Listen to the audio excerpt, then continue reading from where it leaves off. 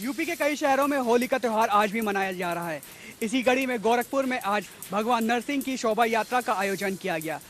CM योगी बतौर मुख्य अतिथि शोभा यात्रा में शामिल हुए। आपको बता दें कि बीते 25 वर्षों से योगी आदित्यनाथ इस यात्रा में बतौर मुख्य अतिथि शामिल हो रहे हैं। वहीं सभी औपचारिकताएं पूरी करने के बाद योगी आदित्यनाथ ने जनता को संबोधित किया। उन्होंने सबसे पहले जनता को होली की बधाई दी। कहा कि 2 साल के बाद ये त्यौहार फिर से बिना कोरोना की बंदिशों के मना रहे हैं, जो बेहद खुशी की बात है। सीएम योगी ने जनता से अपील की कि होली जरूर खेले, लेकिन सावधानी से खेले। जो ना खेलना चाहे उसे जबरन रंग ना लगाए। त्यौहार हर्ष के साथ खेले, किसी की भावनाओं को आहत करके नहीं। जोश में होश ना खोए, शालीनता के साथ पर्व मनाए। होली का मतलब अव्यवस्था नहीं हो सकता। योगी आदित्यनाथ ने चुनाव में जीत के लिए जनता का धन्यवाद दिया और कहा कि जनता ने राष्ट्रवादी सरकार को फिर से चुना है। कोरोना काल में केंद्र और यूपी की सरकार ने अच्छा काम किया। गरीबों को महीने में 2 बार मुफ्त अनाज दिया जा रहा है, यह भी पहली बार हुआ है। साथ ही योगी आदित्यनाथ ने कहा कि 2 सालों में पहली बार होली पर कोरोना नियंत्रण में है। यही वजह है कि आज हम इस यात्रा में के आयोजन में शामिल हो रहे हैं। वहीं योगी आदित्यनाथ ने कहा कि यूपी की जनता ने एक बार फिर सुशासन और राष्ट्रवाद की सरकार चुनी है। ऐसा पहली बार हुआ है कि गोरखपुर में की सभी 9 सीटें बीजेपी ने जीती हैं। उत्तर प्रदेश में जहां योगी सरकार की दूसरी पारी की तैयारियां तेज हो चुकी हैं, तो वहीं एक नाम सियासी गलियारों में काफी चर्चाओं में है। ये नाम है सुभाषपा चीफ ओपी राजभर का। इनको लेकर अटकलें लगाई जा रही थी कि एनडीए में शामिल हो सकते हैं। इस बाबत उन्होंने दिल्ली में गृह मंत्री अमित शाह के आवास पे उनसे मुलाकात भी की थी, लेकिन आज ओपी राजभर ने अपनी चुप्पी तोड़ते हुए इन सभी खबरों का खंडन कर दिया और इन्हें निराधार बताया है। दरअसल मीडिया में इस बात को लेकर चर्चा थी कि राजभर फिर एनडीए का हिस्सा बनने जा रहे हैं और उनकी केंद्रीय गृह मंत्री अमित शाह और बीजेपी के नेताओं के साथ बैठक हुई है। मीडिया में इस तरह की खबरों के आने के बाद अब राजभर ने इन सभी का खंडन कर दिया है। उन्होंने ये भी कहा कि वह राज्य में होने वाले स्थानीय निकाय चुनाव की तैयारी कर रहे हैं और सपा गठबंधन के प्रत्याशियों को जिताने के लिए काम कर रहे हैं। गौरतलब है कि राजभर ने समाजवादी पार्टी के साथ गठबंधन किया है और इस बार सुभाषपा राज्य में 6 सीटें जीतने में कामयाब रही, जबकि 2017 के विधानसभा चुनाव में उसने 4 सीटें जीती थी। मीडिया रिपोर्ट्स के मुताबिक ओम प्रकाश राजभर ने कहा कि बीजेपी ने राज्य में सामाजिक न्याय समिति की रिपोर्ट को लागू करने की मांग को नहीं माना, जबकि उन्होंने बीजेपी के साथ गठबंधन भी किया था।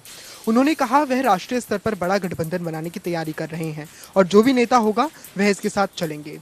मालूम हो कि यूपी विधानसभा चुनाव से ठीक पहले भी राजभर ने बीजेपी उपाध्यक्ष के साथ मुलाकात की थी और तब भी ये कयास लगाए जा रहे थे कि वो एनडीए में शामिल होने जा रहे हैं। हालांकि ऐसा नहीं हुआ था।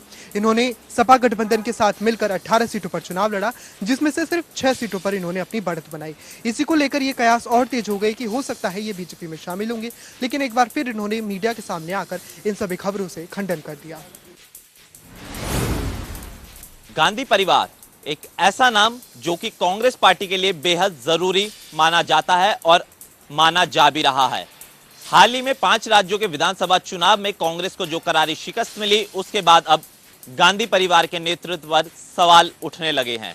चाहे वो पार्टी के वरिष्ठ नेता हो या फिर युवा नेता, लगातार विधानसभा चुनाव में मिली हार के बाद कांग्रेस के नेतृत्व पर अब सवाल खड़े हो रहे हैं, क्योंकि लगातार देखा जाए तो G23 के नेता कांग्रेस के शीर्ष नेतृत्व सोनिया गांधी, राहुल गांधी और प्रियंका गांधी पर लगातार निशाना साध रहे थे। तो वहीं 5 राज्यों के विधानसभा चुनाव में मिली हार के बाद सोनिया गांधी के नेतृत्व पर फिर से सवाल उठने लगे।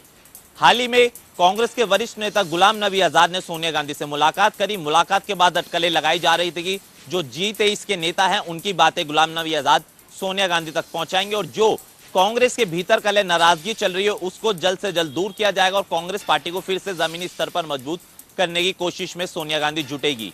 लेकिन मुलाकात ज्यादा कुछ खास नहीं रही और मुलाकात के बाद गुलाम नबी आजाद ने साफ कहा कि एक शिष्टाचार मुलाकात थी, इसमें कुछ ज्यादा चर्चा नहीं हुई। लेकिन जिस तरीके से G23 के नेता लगातार कांग्रेस को लेकर सवाल उठाते रहे हैं, वाकई में आने वाले दिनों में कांग्रेस की मुश्किलें बढ़ सकती है और जिस तरीके से सोनिया गांधी हो चाहे राहुल गांधी, दोनों के नेतृत्व पर सवालिया निशान पार्टी के ही नेता उठाते रहते हैं।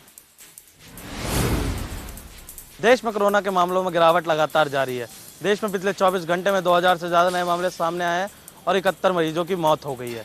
अगर कोरोना से ठीक होने वाले मरीजों की बात करें तो पिछले 24 घंटे में 3300 से ज़्यादा मरीज ठीक हुए हैं, जिससे देश में एक्टिव केसों की संख्या घटकर 27,800 के करीब पहुंच गई है।